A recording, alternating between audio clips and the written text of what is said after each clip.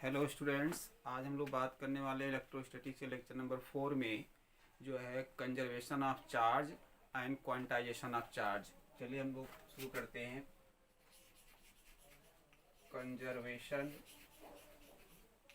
Conservation of charge. Conservation of charge की अगर हम लोग बात करें तो आपको जो है, अगर हम एक बात कहें कंजर्वेशन ऑफ एनर्जी तो कहोगे अरे ये तो हम तो जानते हैं कंजर्वेशन ऑफ एनर्जी क्या होता है ना। तो सेम वही कॉन्सेप्ट यहाँ पे क्या है, कंजर्वेशन ऑफ चार्ज में है। तो हम लोग कहते क्या हैं कंजर्वेशन ऑफ चार्ज में, कहते हैं कि charge can neither be created nor be destroyed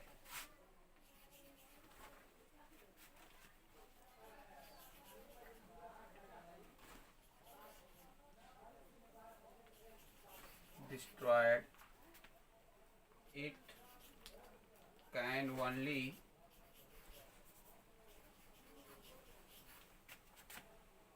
transferred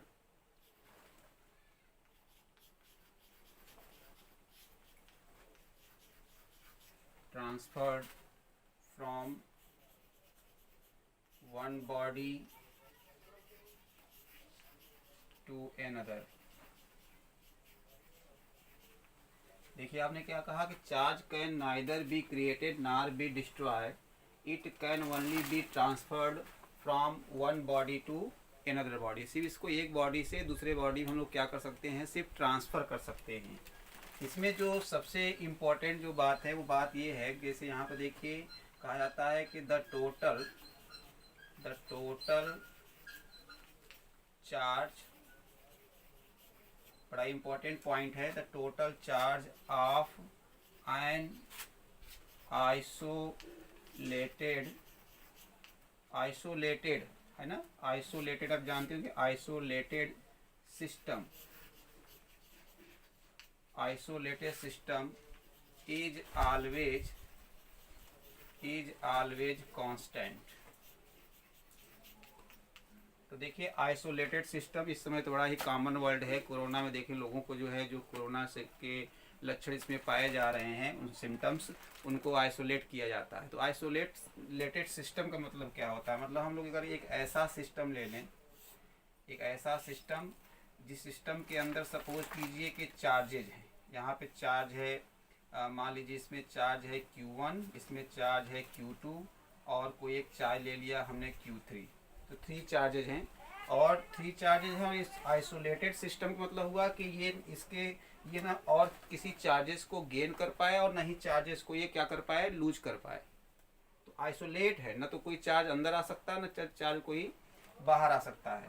अब उसके बाद हमने क्या किया कि सपोज कीजिए कि ये जो सिस्टम है, इस सिस्टम को हमने क्या किया, इस सिस्टम को हमने हिलाया।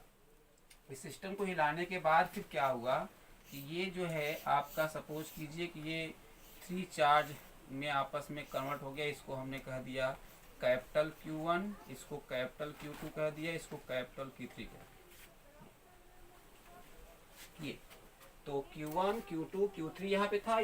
फिर इस सिस्टम को हमने क्या किया, हिलाया। हिलाने के बाद क्या किया हमने, इसमें देखा है तो जो ये सिस्टम ये हमारा मिला, तो ये सिस्टम में भी ये चार्ज हो गए। तो यहाँ पर देखिए, तो इसका कहने का मतलब क्या है कि जो total charge of an isolated system is constant का मतलब ये हुआ कि यहाँ पे जो होगा Q1 plus Q2 plus Q3 is equal to क्या हो जाएगा, Q1 capital Q1 plus capital Q2 plus capital Q3।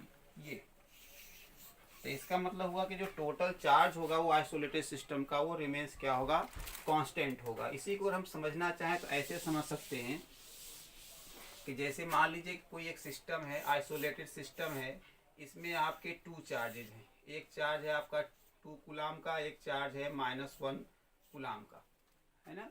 अब उसके बाद इस सिस्टम को मैंने क्या किया, इस सिस्टम को जब हिलाया, हिलाने के बाद हमारा जो है, मान लीजिए कि यहाँ पे जो चार्ज है वो आ गया आपका 3 कूलाम का, है ना। और तो ये पूछ रहा है बताइए कि यहाँ पे कितना चार्ज होगा, ये इस पे कितना चार्ज होगा। तो अगर हम इसको कहें Q1, इसको कहें Q2, इसको कहें कैपिटल Q1, इसको कहें कैपिटल Q2। तो आपका जो है according to conservation of charge क्या हो जाएगा, यहाँ पे हो जाएगा Q1 plus Q2 is equal to capital Q1 plus capital Q2। तो इसका कितना है, ये 2 है, और प्लस ये कितना है, -1 कूलाम है, और इसकी वैल्यू क्या है 3। अब प्लस Q2 की वैल्यू क्या करनी है, निकालनी है। तो ये कितना आ गया 1 इज इक्वल टू 3 प्लस ये हो गया Q2। तो बताइए यहाँ से देयरफॉर Q2 की वैल्यू कितनी हो जाएगी, इसको ले आएंगे तो -2 कूलाम हो जाएगा। ये है कंजर्वेशन ऑफ एनर्जी में जो टोटल चार्ज होता है किसी भी आइसोलेटेड सिस्टम का, वो रिमेंस क्या होता है आपका, कांस्टेंट होता है। अब आइए थोड़ा सा इसी में हम लोग जो बात करें हम लोग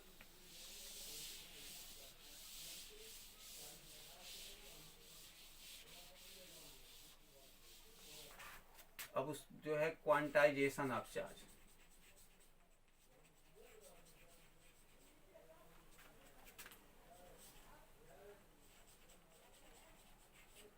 देखिए क्वांटाइजेशन ऑफ चार्ज, तो मैंने आपको पहले नंबर यहाँ पे कुछ बातें हमने बताया था आपको कि चार्ज जो है is always comes with mass.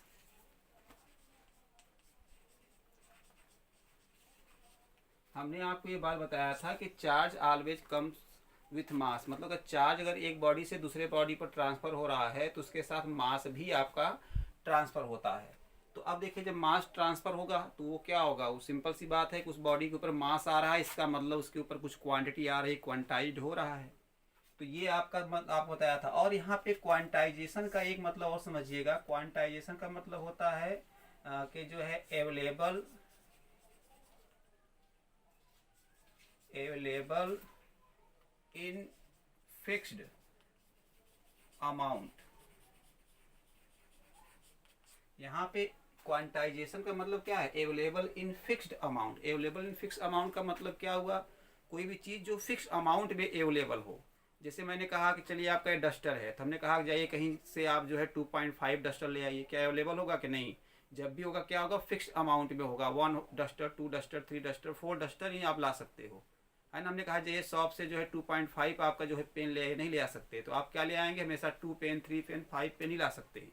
इसका मतलब ऐसी चीज़ जो फिक्स जो है क्वांटिटी में अवेलेबल होता है, इसी का मतलब होता है आपका क्वांटाइजेशन। तो क्या होता है, किसी भी बॉडी के ऊपर जो चार्ज होता है वो चार्ज जो है फिक्स अमाउंट में अवेलेबल होता है। आप किसी भी बॉडी के ऊपर अपने मन के से जो है जो चाहे वो चार्ज आप नहीं दे सकते। जो भी चार्ज होगा उसके ऊपर एक फिक्स जो है अमाउंट में ही अवेलेबल होगा। तो देखिए इसी के बेसिस हम लोग डिफाइन कैसे करते हैं क्वांटाइजेशन ऑफ चार्ज। तो कहते हैं कि the charge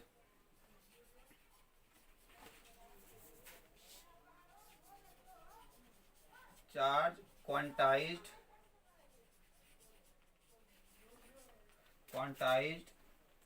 on any body is defined as the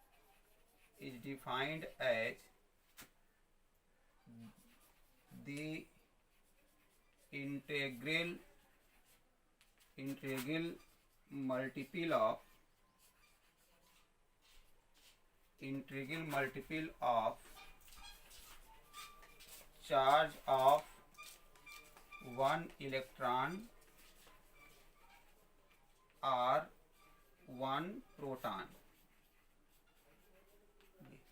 देखिए क्या कर रहे हैं, charge quantized on any body is defined as the integral multiple of, क्या होता है, चार्ज ऑफ 1 इलेक्ट्रॉन और चार्ज ऑफ 1 प्रोटॉन। अगर हम ये कहें हम सपोज कर लें कि जो है suppose Q be the charged quantized, suppose कर लीजिए कि हमारा जो है ये Q जो है बी द चार्ज क्वांटाइज्ड है, तो then Q is equal to क्या हो जाएगा, ये हो जाएगा आपका Ne। देखिए कह रहे हैं ना, यहाँ पे क्या है एन ई का मतलब समझ रहे होगे, यहाँ पे हम लोग जो है प्लस माइनस दोनों ले सकते हैं, क्योंकि अगर यहाँ पे हम प्रोटॉन ले लेंगे तो प्रोटॉन के ऊपर पॉजिटिव चार्ज होगा तो यहाँ प्लस लिखेंगे, अगर इलेक्ट्रॉन लेंगे तो इलेक्ट्रॉन का चार्ज नेगेटिव तो यहाँ माइनस लिखेंगे। तो अब देखिए यहाँ पे क्या है, नंबर ऑफ आपके इलेक्ट्रॉन्स या नंबर ऑफ प्रोटॉन्स हैं, तो यहाँ पे ई क्या है, इलेक्ट्रॉन का चार्ज है, तो ये नंबर है, तो यहाँ पर नंबर होगा। इसका मतलब क्या हुआ, यहाँ पे अगर हम कहना चाहें कि क्यू क्या क्या हो सकता है, तो क्यू की वैल्यू क्या क्या हो सकती है, एन की वैल्यू क्या ले सकते हो आप, वहाँ 1 2 3 4 जो भी ले सकते हो, तो क्या आ सकता है प्लस माइनस 1 ई, प्लस माइनस 2 ई, प्लस माइनस 3 ई, हाँ प्लस माइनस 4 ई। इसका मतलब जब भी चार्ज अवेलेबल होगा वो इस तरह का अवेलेबल होगा, 1 प्लस माइनस 1 ई, प्लस माइनस 2 ई, प्लस माइनस 3 ई, प्लस माइनस 4 ई। ये नहीं कह सकते कि आप चलोगे जो है कि आपका इस टाइप का चार्ज अवेलेबल हो जाए प्लस माइनस 1/2 ई। ये इस तरह का चार्ज किसी बॉडी पे ऊपर क्वांटाइज्ड हो ही नहीं सकता, किसी बॉडी के ऊपर क्वांटाइज नहीं हो सकता। तो यहाँ पे एक बात याद रखिएगा कि ये where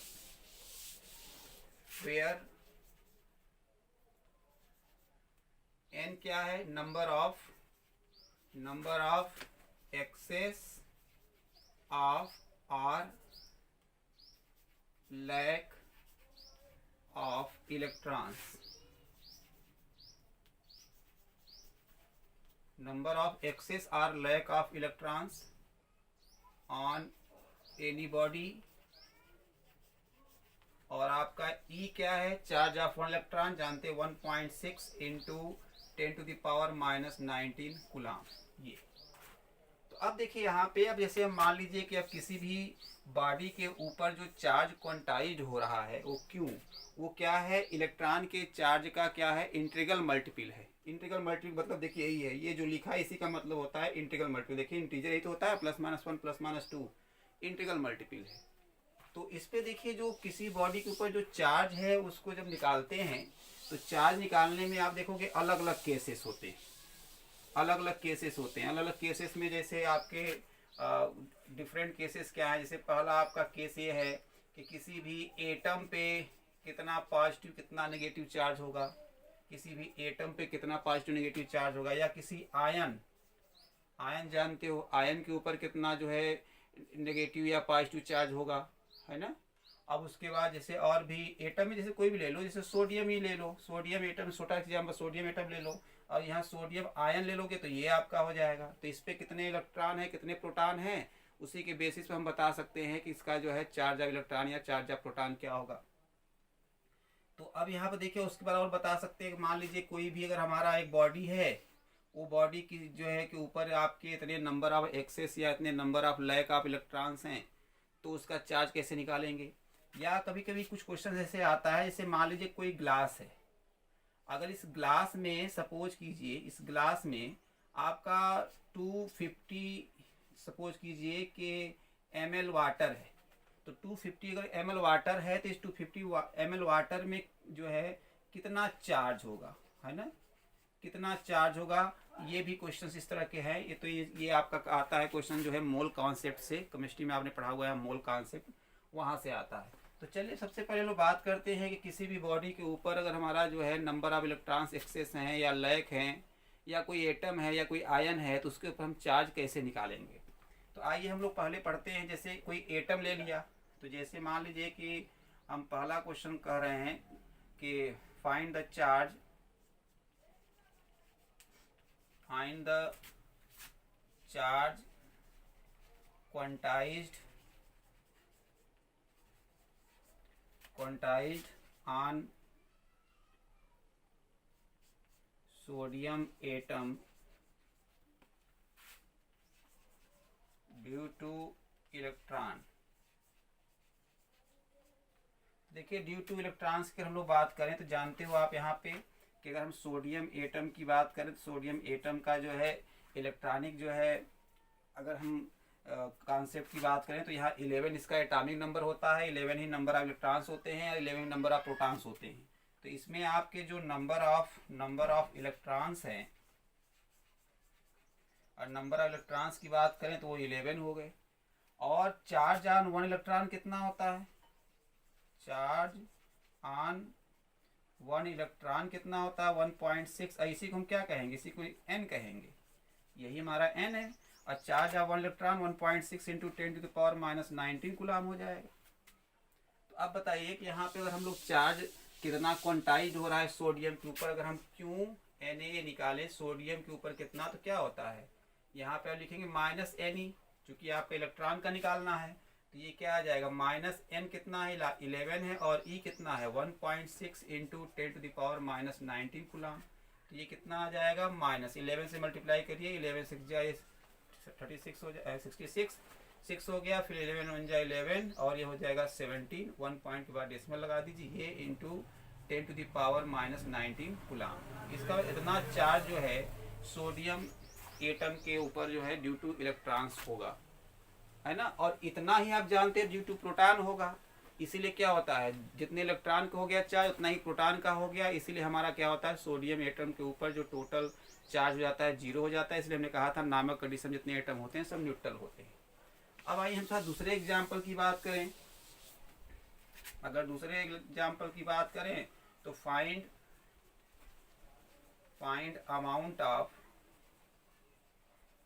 amount of charge quantized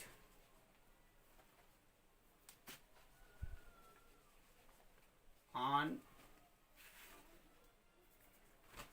sodium ion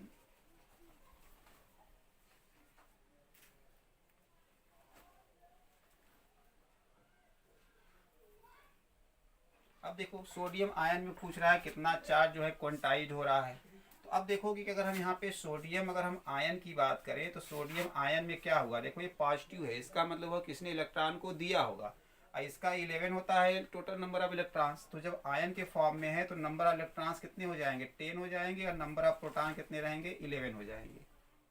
इसका मतलब हुआ कि इसके ऊपर जो हमारा एक देखिए यहाँ पे 10 इलेक्ट्रॉन है और जो है 11 प्रोटॉन है। इसका मतलब इन दोनों के चार्ज को अगर हम जो है कैलकुलेट करेंगे तो 1 जो है प्रोटॉन का चार्ज इतना बच जाएगा। इसका मतलब 1 प्रोटॉन के चार्ज के इक्वल इसके ऊपर चार्ज क्या होगा आपका क्वांटाइज्ड होगा। तो इसका मतलब क्या हुआ, यहाँ पे n की वैल्यू 1 हो जाएगी। भाई अगर इसके ऊपर कितना चार्ज क्वांटाइज्ड हो रहा है, अगर हम लोग उसको देखा जाए तो अब इसके पास क्या है कितने, चूंकि इसका हम जो है 10 इलेक्ट्रॉन है और 10 प्रोटॉन इसके चार्ज को बैलेंस कर देगा, तो 1 प्रोटॉन के चार्ज के इक्वल इसमें चार्ज जो है आपका जो है क्वांटाइज्ड होगा। और यहाँ पे और E कितना है आपका 1.6 इंटू 10⁻⁹। अब टोटल कितने इलेक्ट्रॉन पे पूछा होता है, इलेक्ट्रॉन पे कितना चार्ज है तो 10 लेते भाई, इलेक्ट्रॉन इसके अंदर जो है तो उसका चार्ज, लेकिन कितना चार्ज क्वांटाइज था इस आयन के ऊपर, तो ये आपका बैलेंस हो जाएगा 1 प्रोटॉन के इक्वल बचेगा। तो यहाँ पे क्या होगा आप जानते हैं Q इज इक्वल टू क्या होगा यहाँ पे +Ne हो जाएगा। और n कितना है आपका 1 है, और E कितना है 1.6 इंटू 10⁻⁹। तो ये हो आपका हो जाए कितना 1.6 इंटू 10⁻⁹ कूलाम। इतना चार्ज आपका इस सोडियम जो है आयन के ऊपर क्वांटाइज होगा। ऐसे ही आप किसी भी आयन के ऊपर निकाल सकते हैं, जैसे एल्युमिनियम आयन हो इसके ऊपर निकाल सकते हैं, या आपका जो है Cl- इसके ऊपर निकाल सकते हैं, या क्यूप्रस है क्यूप्रिक है ना, आप इनके ऊपर निकाल सकते हैं। फेरस है फेरिक है ना, चाहे कोई भी आप आयन ले लीजिए आप उसके ऊपर निकाल सकते हैं कितने आपके इलेक्ट्रॉन्स जो है एक्सेसिव कितने जो है लय है, उसके बेसिस पर हम निकाल सकते हैं। और भी आइए अगर हम एग्जाम्पल की बात करें, और एग्जाम्पल की बात करें तो इसे तीसरा नंबर हम कह दें कि जो है if a body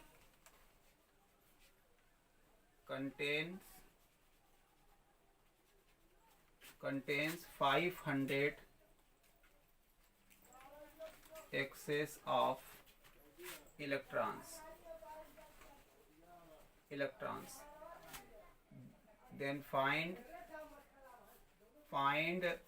charge quantized on it।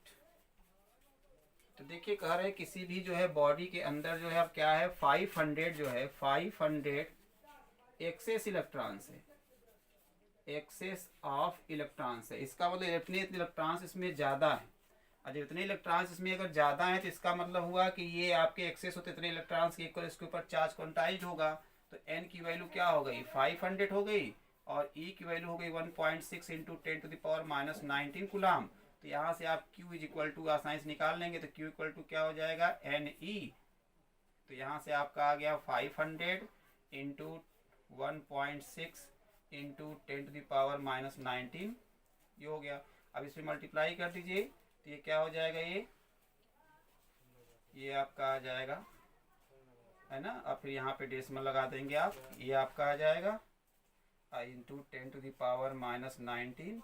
इसी को लिख सकते हो आप 8.0 इंटू 10⁻⁻17 कूलाम। ये ऐसे ही आपका देखिए यहाँ पे जो है एक्सेस ना कह करके लैक ऑफ इलेक्ट्रॉन कहेगा, तो लैक ऑफ इलेक्ट्रॉन से भी आप निकाल सकते हो। जितने लैक ऑफ इलेक्ट्रॉन होंगे उतने ही आपके उसके ऊपर एक जो है एन की वैल्यू हो जाएगी। ई पता है तो क्यू इक्वल टू एन से आप इस तरह से आसानी से निकाल लेंगे। चलिए आज आई थिंक आज आपको लेक्चर अच्छा लगा होगा। Thank you for watching this video.